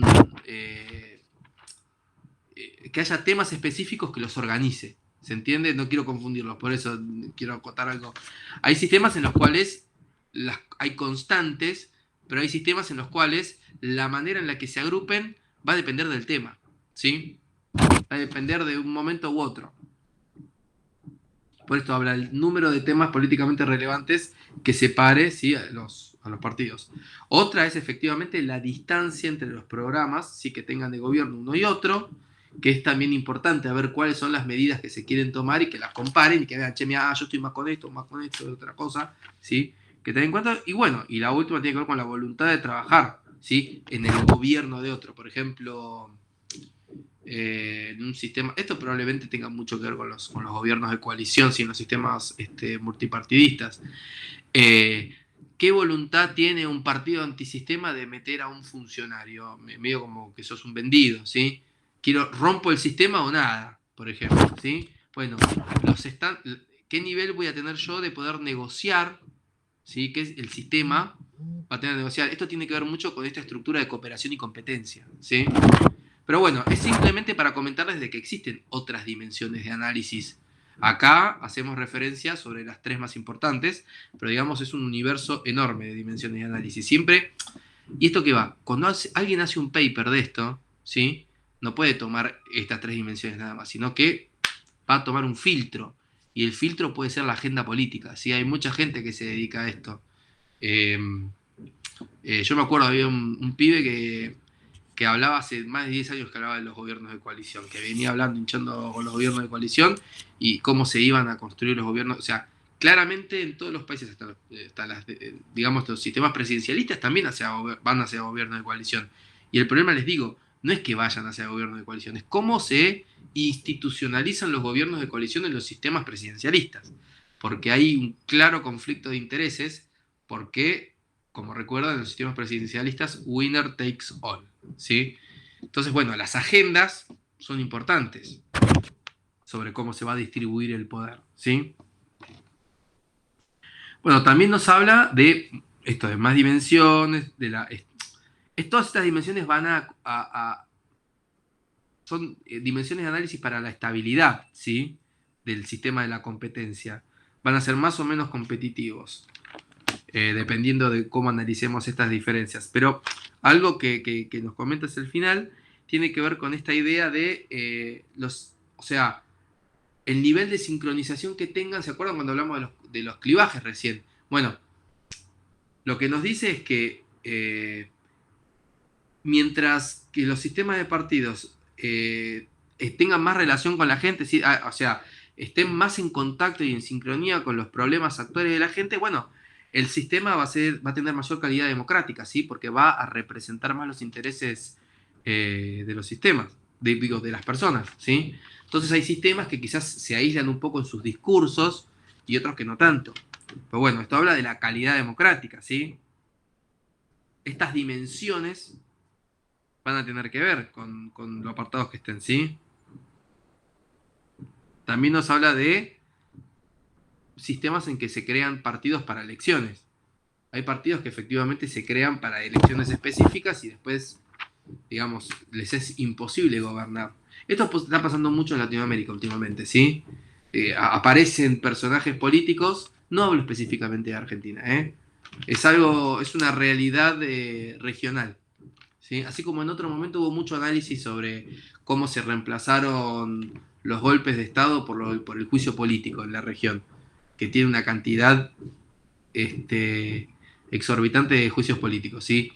Es una realidad. Y no solamente acá, en Italia, por ejemplo, Italia es un sistema en el cual también aparecen muchos partidos para ganar elecciones, ¿sí? O movimientos que de golpe parecen que se van a llevar a todo puesto y después desaparecen, ¿sí? Pepe Grelo, me acuerdo que había estado hace un tiempo, uno que decían Pepe Grillo, Pepe Grelo, que había pasado eso, el movimiento estrella, una cosa así. En Grecia también había pasado. Pero bueno, es importante tener esto en cuenta, ¿sí? De que cómo estos factores jueguen, ¿sí? Y la relación que tengan los partidos políticos con el electorado y que traten de estar en esa sincronía, bueno, esto va a fortalecer la calidad democrática, ¿sí? Y va también a sincronizar los temas de agenda pública. O sea, las políticas públicas van a estar más en sincronía con los problemas de la gente si efectivamente el sistema de partidos representa de mejor manera los conflictos, ¿sí? Digamos, el escenario político como efectivamente un escenario que teatraliza los conflictos sociales que existen en las sociedades, ¿sí? Antes de que se agarren a las piñas en la calle. A ver si me quedó algo suelto de esto. Bueno, Weir nos habla de la capacidad de adaptación, ¿sí? La estabilidad de los sistemas está relacionada a la capacidad de adaptación, ¿sí?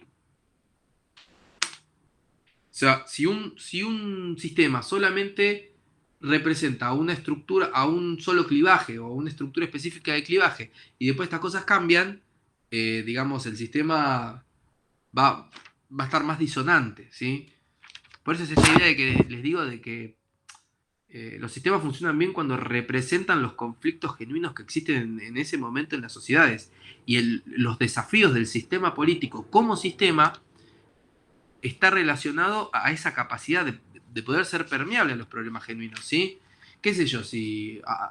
A ver, si yo pienso en Argentina en este momento, cuando vemos a los representantes de algunos sindicatos específicos que toman, que pretenden cosas que claramente son imposibles por el sistema y que van a fundir empresas o que dicen, no, vamos por los trabajadores, pero en realidad van por los trabajadores formales, ¿sí? Y cuando tenés un 50% de la masa laboral por fuera de un sindicato, digamos, no es como a principios del siglo XX cuando había un gran nivel de afiliación a los sindicatos y de trabajo formal. ¿Se entiende a lo que voy? Hay una desconexión entre el discurso y lo que está sucediendo en el mundo, ¿sí? Eso voy. Un sistema funciona mejor cuando esas cosas van de la mano. Entonces, si vos tenés un discurso de, no sé, de un sindicato o de una organización sindical, porque a veces no tiene que ver con un sindicato, es un discurso de una organización sindical, y son cosas inconexas con la realidad. Primero porque quizá le demandás cosas a tu empleador que no puede cumplir, o porque el problema lo resuelve para un número muy limitado de trabajadores. Bueno, claramente hay una desconexión, que esto es algo que se habla mucho en Argentina, ¿sí?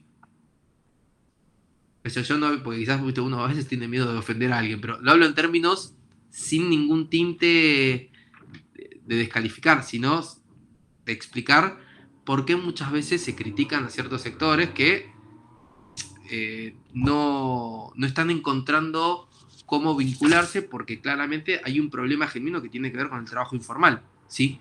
Entonces, vos como sindicato claramente no le podés dar solución a ese sector. El problema tiene que ver con el trabajo formal, con la falta de trabajo formal. Y ese problema tendrá que ver con otras cosas, ¿sí? Con la falta de trabajo, la baja productividad, problemas para integración social, educativa, ¿sí? No quiero extenderme en esto, simplemente para que entiendan por dónde va este problema. Bueno, y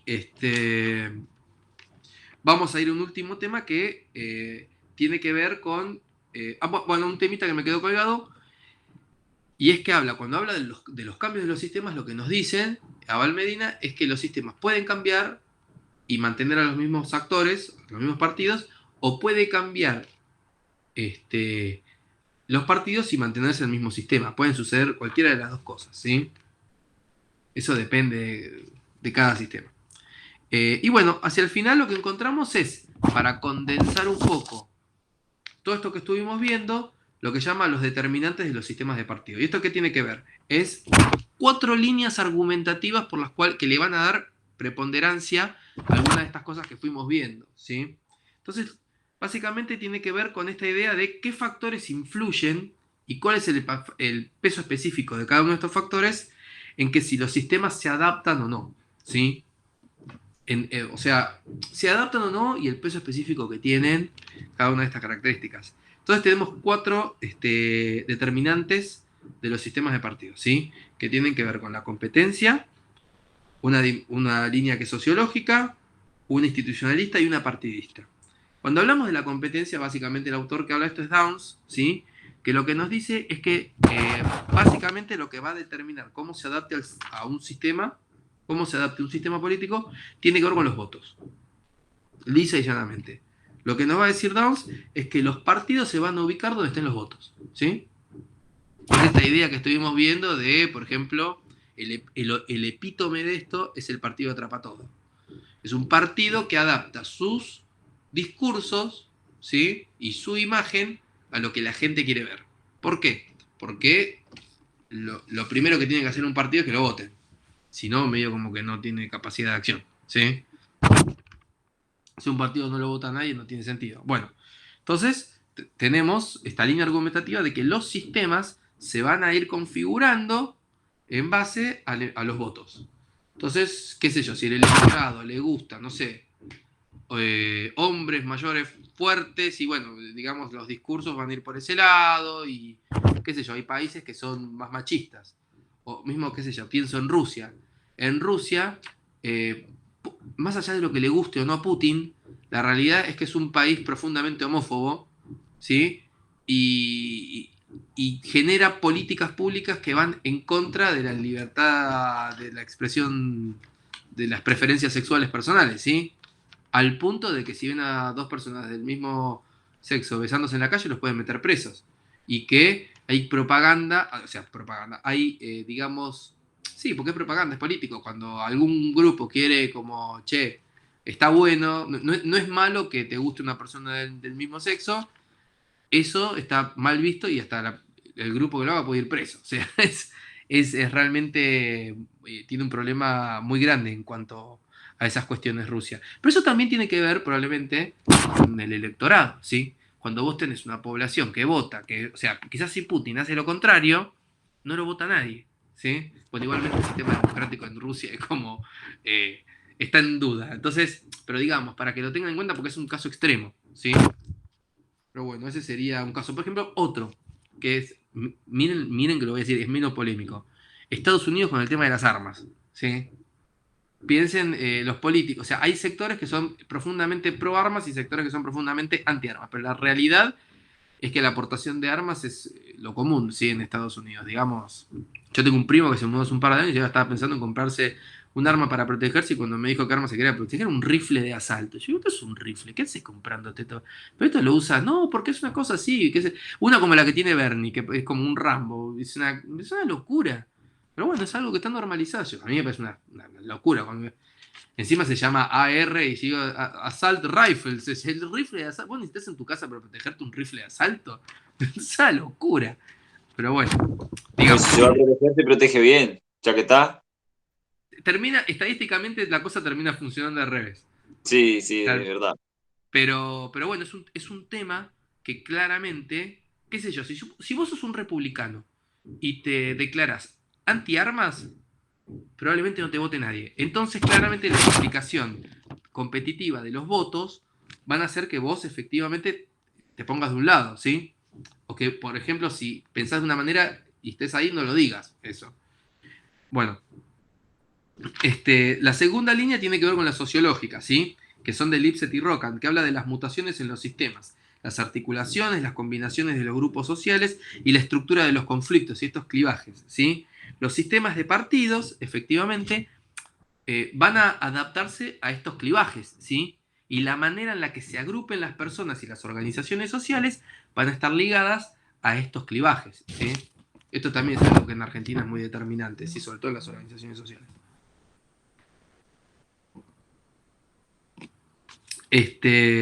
Y lo que nos dice es que esto también tiende o va a tender a aparecer más en los sistemas multipartidistas, esta explicación de dónde se vayan a poner, porque recuerdan que o sea, vos tenés clivajes y esto va a hacer que los grupos valga la redundancia, agrupen en diferentes lugares, ¿sí? Bueno, después tenemos la tercera línea argumentativa que tiene que ver con la corriente institucionalista, ¿sí? La importancia del sistema electoral, ¿sí? Y acá tenemos un autor que también lo hemos mencionado previamente, que es Duverger, ¿sí? Pero básicamente esto tiene que ver, o también McWin y Sugar aparecen acá, que tiene que ver con los incentivos. El sistema electoral genera incentivos para hacer o no hacer ciertas cosas, tanto para los partidos políticos como para los votantes, ¿sí? Siempre está esta idea, el votante, hay una frase que se aplica mucho, que es que le dicen a la gente, a veces los periodistas que se dedican a estos temas, es como, voten lo que ustedes quieran, ¿sí? O sea, ¿por qué? Porque está comprobadísimo que la gente muchas veces aplica algo que se llama el voto útil, y es, a mí me gusta este candidato, pero yo sé que ese candidato no va a ganar. Así que voto al que está más cerca de lo que yo considero que va a ganar, ¿sí? Bueno, eso genera, o sea, genera una distorsión entre el electorado y lo que termina saliendo, porque a veces no se vota porque, bueno, asumimos ciertas cosas que terminan siendo una profecía autocumplida, ¿sí? Cuando en realidad dicen, no, votá lo que vos querés, votá lo que vos querés porque puede que metas algunos representantes, qué sé yo, eso depende de cada de las preferencias. Y también hay otros incentivos que son institucionales para que se hagan o no se hagan ciertas cosas, ¿sí? Como por ejemplo, me acuerdo hace un tiempo que hubo el oficialismo fragmentó un bloque en el Congreso, no me acuerdo específicamente qué había sucedido y que de hecho hasta los denunciaron. Como había algo que había pasado por lo cual la estrategia fue medio un gris, que fue fragmentar el bloque para formar dos y que eso daba algunos lugares extra, no recuerdo cómo había sido el tema. Pero digamos, lo importante es entender que la línea argumentativa de la importancia que tiene las reglas generan incentivos para hacer o no hacer ciertas cosas, ¿sí? Esto es una corriente de pensamiento que no solamente se aplica a esto, sino que la corriente institucionalista se aplica a un montón de cosas, ¿sí? Y que esto lo vamos a encontrar, lo que nos dice es mayoritariamente en las mayorías relativas en el bipartidismo y proporcional en el multipartidismo, ¿sí? Efectivamente, las normas institucionales van a generar incentivos para hacer o dejar de hacer ciertas cosas en estos sistemas. Y por último, la línea argumentativa de lo que es el partidismo, o sea, el peso específico que tienen los partidos políticos dentro de los sistemas de partidos. Y con esto, ¿a qué vamos? Lo que nos dice es que el partido político adquiere un rol explicativo central, ¿sí? En la configuración del sistema. Hay partidos políticos o momentos, los partidos que juegan bajo las reglas y otros que patean las reglas y que construyen reglas propias, ¿sí? Acá eso hace rato que lo hemos entendido, ¿sí? Y además fijan agenda de la competencia, ¿sí? Entonces, esto va muy relacionado a lo que hablamos recientemente, esta idea de que los partidos políticos no son simplemente, quizás en un sistema institucionalista o bajo una perspectiva institucionalista, vamos a entender que efectivamente las reglas son las que hacen que los actores o los partidos hagan o no ciertas cosas. Cuando vemos esto bajo la perspectiva partidista, lo vemos al revés. Vemos que los partidos políticos son muchas veces los que fijan agenda para cambiar las reglas de juego, ¿sí? Esto suele suceder también. ¿Qué sé yo? Me acuerdo... vieron que acá en Argentina se pueden hacer 2 mandatos seguidos, después un descanso y después un tercer mandato. ¿Saben cuándo surgió esto? Esto surgió cuando después del 2002 se presentaron las elecciones del 2003 y Menem se presentó de nuevo y efectivamente ganó en la primera vuelta, ¿sí? O sea, y la reforma fue para que el tercer mandato en ese momento surgió, ¿sí? O sea, efectivamente hubo un cambio para que Menem se pueda presentar. El problema es que no se presentó al balotaje porque sabía que perdía, ¿sí? Pero, digamos, hay momentos en los que los partidos políticos juegan un rol central en la transformación de los sistemas, ¿sí? Así que, bueno, a ver si me quedó algún tema. Bueno, es importante entender esto, de que a veces los partidos fijan agenda de la competencia, ¿sí? Y bueno, eso depende también de qué tanto puedan reflejar, ¿sí? Las preferencias de los votantes, ¿sí? De los ciudadanos. De qué manera la puedan interpretar. O sea, hay momentos en los cuales la gente está agotada de ciertas características específicas de un sistema y los partidos son aquellos que tienen como condensan la voluntad general de las personas. Bueno, pueden ser aquellos que lleven a cabo tengan la vanguardia de poder transformar esta realidad, ¿sí? Tenemos que, no sé, qué sé yo. Es que no se me ocurre ningún tema que sea particularmente, o sea, son polémicos los temas. Qué sé yo, cuando fue el tema del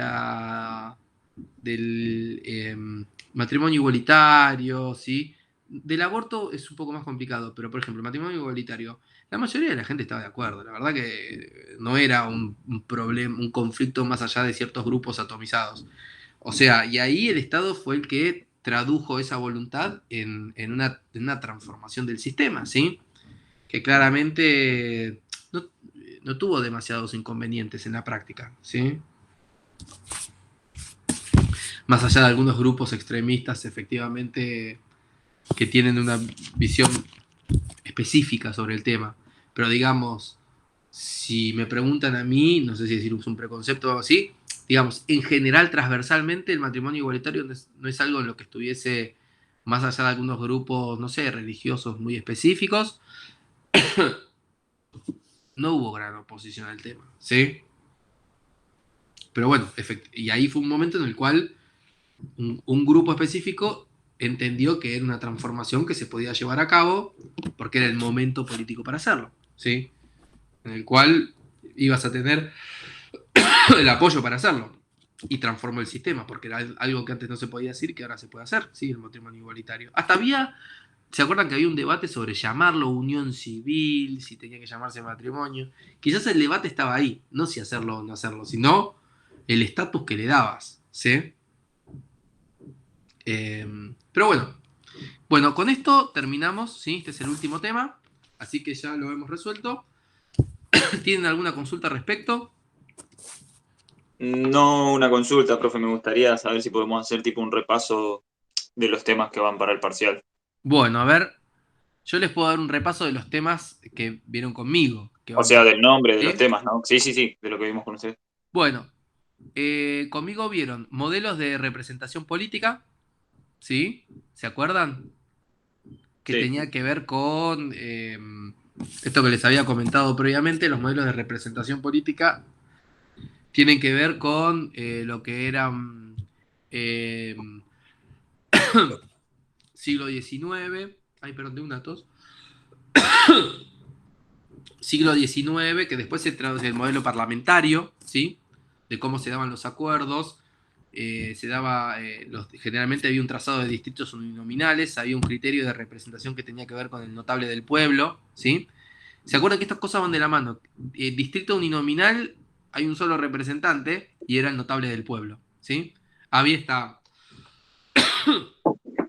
lógica como que el electorado era homogéneo, el voto era restringido. Después los acuerdos eran parlamentarios, había un poco vínculo entre, digamos, el ámbito donde cual se hacía esto y la sociedad. Eh, Era un vínculo no muy importante, como va a ser después en el partido de masas, en los sistemas de representación de masas. Pero después, ¿qué pasa? A medida de que mayor cantidad de personas van accediendo al voto, bueno, un sistema de representación uninominal, donde el ganador se lleva todos los cargos, probablemente iba a destruir ¿se acuerdan? Por ejemplo, lo que estaba acá el PAN, ¿sí? Votos los partidos tradicionales. Entonces, frente al miedo de desaparecer, que eventualmente es lo que sucedió, hicieron permeable el voto a lo que es un sistema de representación proporcional, ¿sí? Que va de la mano con la transición de representación parlamentaria a los modelos de representación política de masas. Recuerden que no es lo mismo modelo de representación política que modelo de partidos, aunque son dos caras de la misma moneda, ¿sí? Una cosa es el modelo de representación política y otra cosa son los partidos que habitaron en cada uno de los modelos. Después tenemos el modelo de masa. En el modelo de masas tenemos que hay mayor cantidad de gente que llega al voto, este,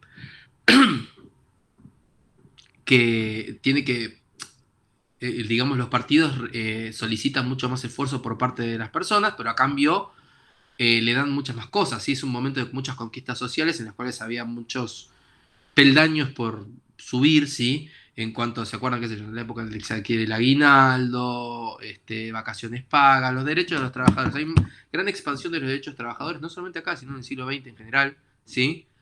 Y de nuevo, una cosa es modelo de representación política, que es el modelo de representación política de masas, se me está por cerrar la reunión.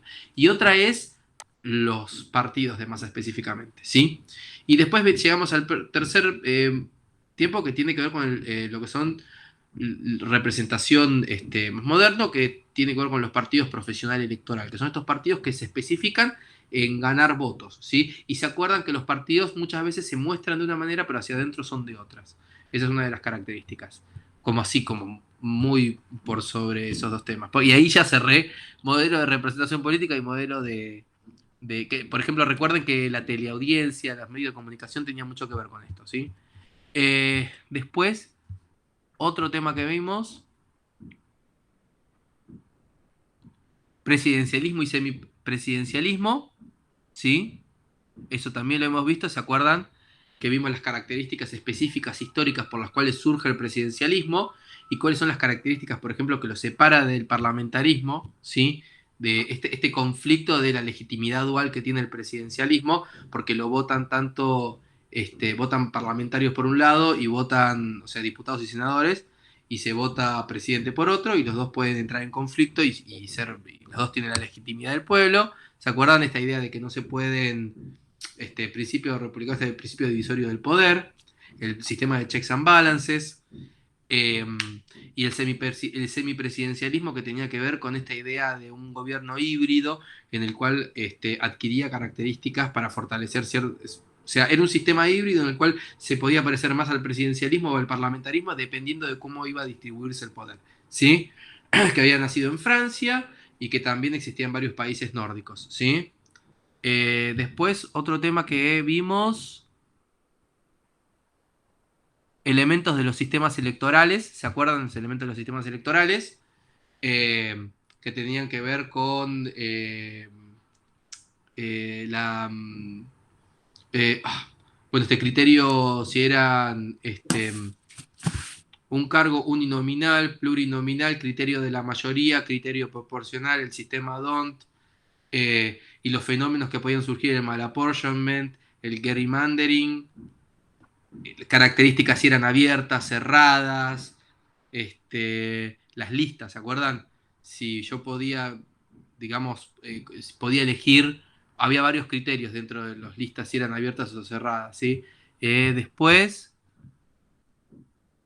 bueno, partidos y modelos de partidos que ya lo hemos comentado, y esto, sistema de los partidos, ¿sí? Sistema de partidos. Más o menos es como lo hice en 5 segundos, para que lo tengan en cuenta. ¿Hasta ahí se entendió? Sí.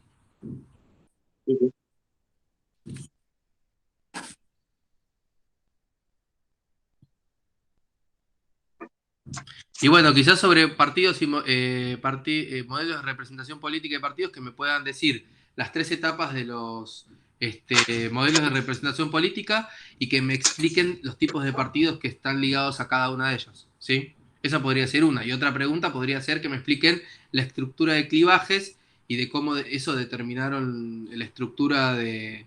¿Sí? O sea, que me expliquen, no sé, que me mencionen cómo los clivajes afectaron, ¿sí?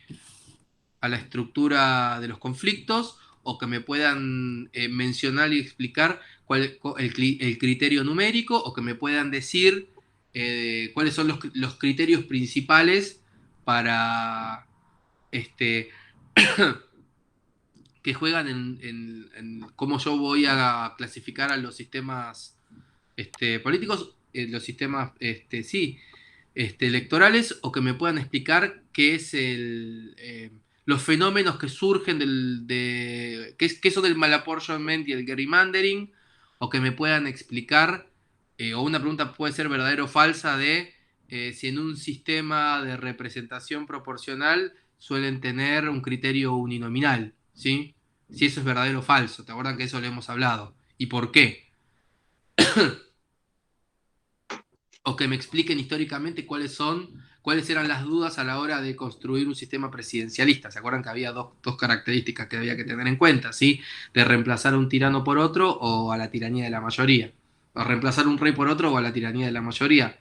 Porque en esa época había una duda sobre si el Parlamento iba a tener una actitud tiránica sobre la gente, ¿sí? Defender el derecho de las minorías, o que me puedan explicar cómo funciona un sistema semipresidencialista, cuáles son los criterios principales que lo separan de un sistema presidencialista, o que me puedan explicar qué implica el principio divisorio del poder. ¿Sí? ¿Se entiende eso? Sí, sí. Bueno, estoy haciéndolo todo rápido porque en cualquier momento se corta la reunión. ¿Alguna otra duda que tengan al respecto? No, bastante. Recuerden, les dije, ¿no? Que iba a ser de 1 hora el parcial, que me lo dijo Oscar. Así que las preguntas van a estar adaptadas para que puedan responderlas en 1 hora. Probablemente sean 4 preguntas, ¿sí? Pero bueno, lo importante es que contesten lo que se les pregunta. ¿Las notas las manda ahora por mail o las...? Las notas las voy a mandar ahora por mail cuando termine les voy a mandar el listado de las notas a todos los grupos juntos, ¿sí? Así que tengan cuidado porque voy a hacer una cadena grande de 3 comisiones. Perfecto. Ok, Bueno, bárbaro. No, perdón, 2 comisiones, no 3. Bueno, que tengan una buena semana y éxito el jueves, ¿sí? Gracias. gracias. Igualmente. Una buena semana.